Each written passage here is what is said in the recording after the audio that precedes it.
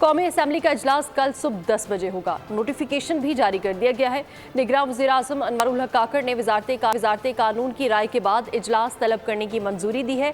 اجلاس آئین کے آرٹیکل 91 کی ذیلی شق 2 کے تحت طلب کیا گیا ہے۔ بالکل، 9 منتخب ارکان حلف اٹھائیں گے۔ 9 منتخب ارکان قومی اسمبلی کی رجسٹریشن کا عمل تیزی سے جاری ہے۔ فہد چودھری ساتھ موجود ہے، تفصیلات ان سے جانتے ہیں۔ فہد، آگاہ کیجیے گا۔